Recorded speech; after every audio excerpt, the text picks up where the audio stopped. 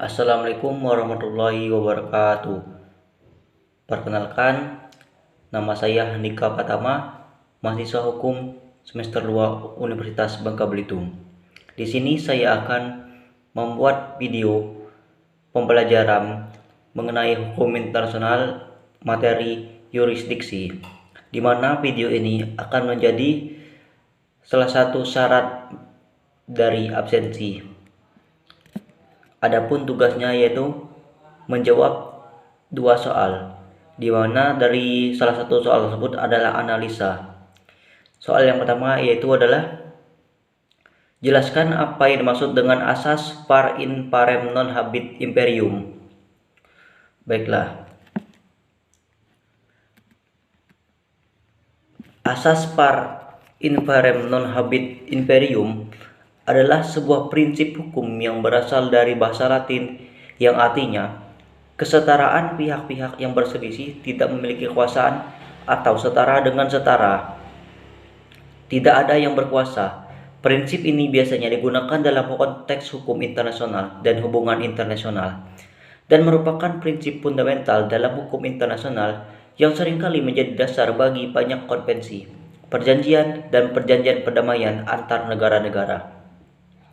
Asas par in parem non habet imperium mengacu pada prinsip bahwa setiap negara harus dianggap setara dalam kedaulatan dan memiliki hak yang sama untuk berpartisipasi dalam tata kelola global. Dalam konteks hukum internasional, ini berarti bahwa tidak ada negara yang memiliki kekuatan yang lebih besar atau lebih besar untuk mengatur negara-negara lain.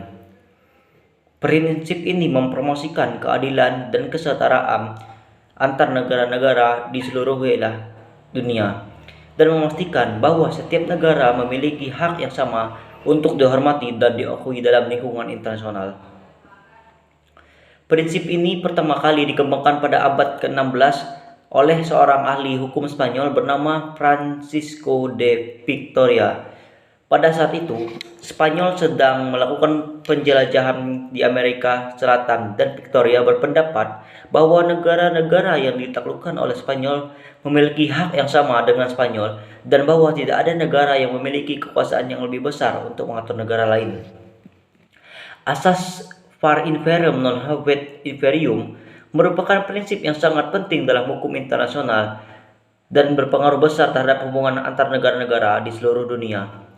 Prinsip ini mencakup beberapa konsep dasar yang berlaku di seluruh dunia, termasuk hak-hak manusia, prinsip-prinsip demokrasi, dan kebebasan berbicara dan berpendapat. Prinsip ini juga menggarisbawahi pentingnya kerjasama dan perdamaian antara negara-negara untuk mencapai tujuan yang saling menguntungkan. Namun prinsip ini juga memiliki beberapa kelemahan dan kontroversi.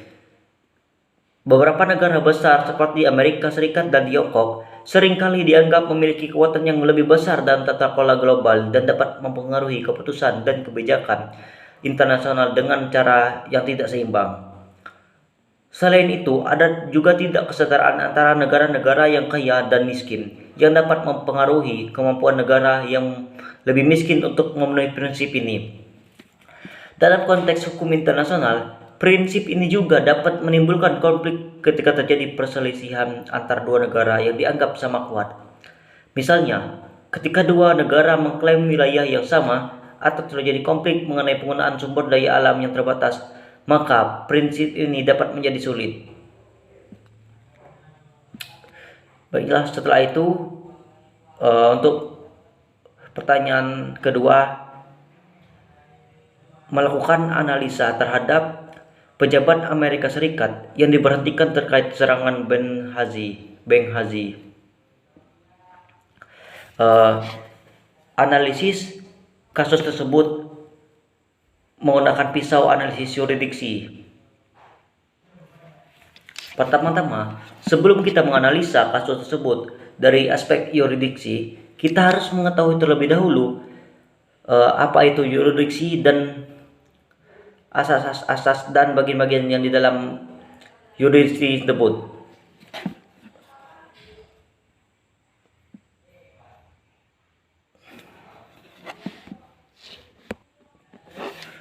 Secara etimologis, Yurisdiksi dalam bahasa Indonesia berasal dari bahasa Inggris yaitu jurisdiction atau jurisdiction. Jurisdiction sendiri berasal dari bahasa Latin jurisdictio yang terdiri atas dua suku kata. Juris yang berarti kepunyaan menurut hukum dan dictio yang berarti ucapan, sabda, sebutan, atau firman. Sehingga jika didefinisikan secara singkat, maka inti dari yurisdiksi adalah ucapan atau sabda yang memiliki dasar hukum. Memiliki dasar hukum dapat diartikan sebagai kekuasaan atau kewenangan berdasarkan hukum. Dalam kekuasaan tersebut, di dalamnya mencakup hak dan kewenangan yang didasarkan oleh hukum. Sehingga kekuasaan yang dimiliki oleh pemegang yurisdiksi bukanlah merupakan kekuasaan yang terdiri sendiri, melainkan kekuasaan yang berdasarkan hukum, dibatasi oleh nilai-nilai hukum. Anthony Sabaty dalam bukunya The Concept of State Jurisdiction of International Space Law menemukan tentang pengertian yurisdiksi negara sebagai berikut. State jurisdiction in public international law means the rights of states regulated by a executive or judicial measure of the right of person, property, acts even with respect to measure not ownership of domestic. Dalam definisi tersebut dapat ditemukan unsur-unsur yurisdiksi yang ada yaitu hak atau kewenangan mengatur secara hukum melalui lembaga legislatif, eksekutif maupun yudikatif, mempengaruhi hak-hak orang, benda, peristiwa, dan tidak semata-mata merupakan masalah dalam negeri saja. Dalam yurisdiksi sendiri terdapat beberapa golongan dan prinsip-prinsip. Yang pertama yaitu yurisdiksi teritorial. Yurisdiksi teritorial merupakan yurisdiksi yang setiap negara memiliki yurisdiksi terhadap kejahatan-kejahatan yang dilakukan di dalam wilayah teritorialnya. Menurut Starke, yurisdiksi ini dapat diartikan sebagai hak, kekuasaan, atau kewenangan yang dimiliki oleh suatu negara untuk membuat peraturan-peraturan hukum, melaksanakan dan memaksakan berlakunya peraturan-peraturan tersebut dalam hubungannya dengan orang, benda, atau masalah yang berada dan terjadi di batas wilayah-wilayah negara bersangkutan. Dalam hukum internasional dikenal adanya perluasan yurisdiksi teritorial yang timbul akibat kemajuan iptek, khususnya teknologi transportasi, komunikasi, dan informasi, serta hasil-hasilnya kemajuan iptek ini ditanggung dan diakomodasi oleh masyarakat dan hukum internasional. Guna mengantisipasi pemanfaatan dan penyalahgunaan hasil iptek ini, orang-orang yang terlibat dalam pelanggaran hukum maupun tidak pidana dalam ini suatu negara. Perluasan yurisdiksi teritorial dibedakan oleh dua pendekatan, yaitu A. Prinsip teritorial subjektif. Prinsip ini memperkenalkan suatu negara untuk mengklaim dan menyatakan yurisdiksinya terhadap suatu tindak pidana yang mulai dilakukan dan terjadi dalam wilayah negaranya walaupun berakhir atau diselesaikan di negara lain. B. Prinsip teritorial objektif. Prinsip ini memperkenankan suatu negara untuk mengklaim dan menyatakan yurisdiksinya terhadap suatu tindak pidana yang terjadi di luar negeri atau negara lain, tetapi berakhir atau diselesaikan dan membahayakan negaranya sendiri. Menurut prinsip yurisdiksi teritorial, negara mempunyai yurisdiksi terhadap semua persoalan dan kejadian di dalam wilayahnya. Prinsip ini adalah prinsip yang paling mapan dan penting dalam hukum internasional. Menurut Hakim Lord Maximum, dalam suatu perkara tindak pidana atau perdata dalam batas-batas wilayahnya sebagai pertanda-pertanda negara tersebut berdaulat.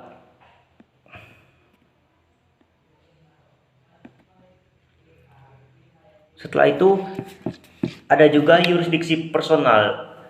Dalam hukum internasional diakui atau dikenal adanya yurisdiksi personal atau yurisdiksi perseorangan. Suatu negara dapat mengklaim yurisdiksinya berdasarkan azas personalitas. Yurisdiksi personal adalah yurisdiksi terhadap seseorang apakah dia adalah warga negara atau orang asing. Dalam hal ini, yang bersangkutan tidak berada dalam wilayahnya atau dalam batas-batas teritorial dari negara yang mengklaim yurisdiksi tersebut. Negara yang mengklaim atau menyatakan yurisdiksinya baru dapat menjalankan yurisdiksi atau kekuasaannya hukum apabila orang bersangkutan sudah datang dan berada di dalam batas-batas teritorialnya. Apakah dia datang dengan cara sukarela atau dengan cara terpaksa, misalnya melalui proses ekstradisi. Prinsip-prinsip yurisdiksi personal yaitu ada nasionalitas aktif dan nasionalitas pasif. Nasionalitas aktif, menurut prinsip ini negara dapat melaksanakan yurisdiksinya terhadap warga negaranya. Semua prinsip lain yang berkaitan dengan hal ini adalah negara tidak wajib menyerahkan warga negaranya terhadap melakukan tindak pidana luar negeri. Yurisdiksi atau prinsip nasionalitas pasif. Prinsip ini membenarkan negara untuk menjalankan yurisdiksi apabila seorang warga negaranya menderita kerugian. Dasar pembenaran dalam prinsip ini adalah bahwa setiap negara berhak melindungi warga negaranya di luar negeri, dan apabila negara teritorial di mana tindak pidana itu terjadi tidak menghukum orang yang menyebabkan kerugian tersebut, maka negara asal korban berwenang untuk menghukum tindak pidana itu apabila itu berada di wilayahnya.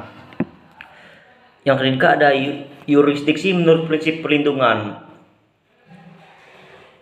Dan yang keempat ada prinsip yurisdiksi universal. Menurut prinsip ini, setiap warga negara mempunyai yurisdiksi terhadap tindak kejahatan yang mengancam masyarakat internasional. Yurisdiksi ini lahir tanpa melihat di mana kejahatan dilakukan atau warga negara yang melakukan tersebut. Lahirnya prinsip yurisdiksi universal terhadap jenis kejahatan yang merusak terhadap masyarakat internasional sebenarnya juga disebabkan karena tidak adanya badan peradilan internasional yang khusus mengadili kejahatan yang dilakukan oleh perorangan. Dari kasus warga penyerangan pejabat Amerika Serikat terkait serangan Benghazi, maka kasus tersebut termasuk ke dalam yurisdiksi universal karena prinsip ini setiap warga negara mempunyai yurisdiksi untuk tindak pidana kejahatan yang mengancam masyarakat internasional. Nah, yurisdiksi ini juga lahir tanpa melihat di mana kejahatan tersebut dilakukan atau warga negara mana yang melakukan tindakan tersebut. Lahirnya prinsip yurisdiksi universal terhadap jenis kejahatan yang merusak terhadap masyarakat internasional sebenarnya juga disebabkan oleh karena tindak pidana peradilan internasional. Oleh karena itu, maka kasus serangan Amerika Serikat terhadap Benghazi merupakan yurisdiksi universal. Sekian, baiklah, itulah penjelasan dari saya. Saya berikan wabillahi taufik hidayah. Wassalamualaikum warahmatullahi wabarakatuh.